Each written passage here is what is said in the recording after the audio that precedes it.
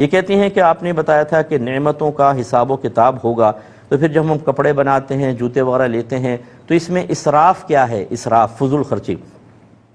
دیکھیں اللہ تعالیٰ قرآن پاک میں واضح فرماتا ہے کہ ثم لتسألن یومئذ عن النعیم، پھر تم سے اس دن نعمتوں کے بارے میں ضرور سوال کیا جائے گا۔ دوہری تاکید ہے اس میں، لام تاکید بانون تاکید ثقیلہ، ڈبل ہے یہ تاکید، ضرور تم سے نعمتوں کے بارے میں سوال ہوگا۔ وہ سوال کیا ہوگا کہ جو اللہ نے تمہیں نعمتیں دی اس کو کیسے استعمال کیا تھا۔ اس میں اگر آپ مال کے اعتبار سے کہ یہ بھی کیا سوال ہوگا کہ اسراف کیوں کیا تھا، تو بالکل ہوگا۔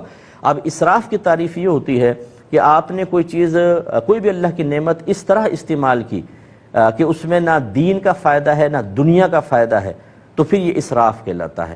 جیسے اب بد نگاہی کرنا، نہ دین کا فائدہ نہ دنیا کا فائدہ، یہ نگاہوں کا اسراف کہلاتا ہے۔ ایسے ہی اگر پیسہ آپ نے فضول خرچ کیا تو یہ اسراف میں آئے گا۔ اس کی اور امثلہ میں دیتا ہوں مثالیں، لیکن ایک چھوٹے سے بریک کے بعد۔ بسم اللہ الرحمن الرحیم۔ اب یہ نعمتوں میں اسراف جو مال خرچ کرنے کے اعتبار سے، یہ پہننے اوڑھنے کے اعتبار سے جو ہے، دیکھیں مثال کے طور پہ آپ کے پاس چند سوٹ پڑے ہوئے ہیں، اور وہ سوٹ ایسے ہیں کہ جو مطلب آپ کہیں پہن بھی سکتی ہیں اور اس میں کوئی مسئلہ بھی نہیں ہے، اسی لیول کے اسی طرح کے مزید سوٹ خریدنا یہ اسراف میں آئے گا، کیونکہ جو مقصد آپ ان سوٹوں سے حاصل کر سکتی ہیں ان کے لیے پھر دوسرے سوٹ کیوں استعمال کیے جائیں۔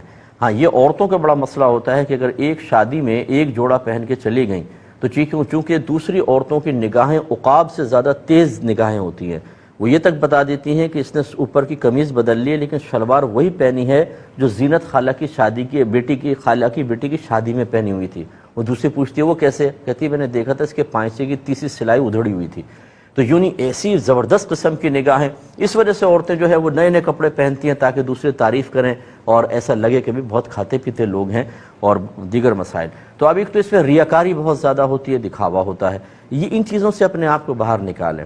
آپ اچھے کپڑے ہیں آپ کے پاس، ان کو آپ استعمال کریں، یا پھر ان کپڑوں کو آپ سیل کر دیں، بیچ دیں کچھ کم قیمت پر، پھر آپ دوسرے کپڑے خرید لیں، یہ بہت اچھا ہے۔ یا اگر بہت زیادہ ہے تو غریبوں میں تقسیم کر دیں اگر آپ کو اللہ نے توفیق دی ہے، پھر نئے کپڑے آپ لے لیں تو چلیں اب وہ آپ کی ضرورت میں بھی آ جائیں گے۔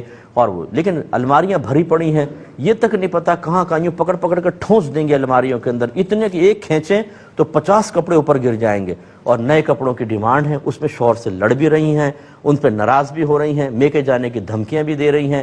اس طرح کی نعمتوں کا جو بے جا فضول خرچ ہے یہ قابل گریفت ہو سکتا ہے، اس لیے اس پہ تھوڑا سا توجہ فرمائیں۔